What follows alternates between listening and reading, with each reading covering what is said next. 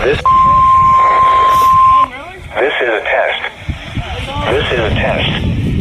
This is a test. This is a test of the National Weather Service NOAA Weather Radio. The preceding signal test of this level is the station's public warning system. But built receivers can be automatically activated to warn of the impending task. Tests of the signal and receiver performance normally conducted by the National Weather Service between 10 a.m. and noon each Wednesday. If there is a threat of severe weather, the test will be postponed to the next available good weather day. Reception of this broadcast, and especially the warning alarm tone, will vary at any given location. This variability, normally more noticeable at greater distances from the transmitter, can occur even though you are using a good quality receiver in good working order. The warning alarm tone will be activated for hazardous conditions.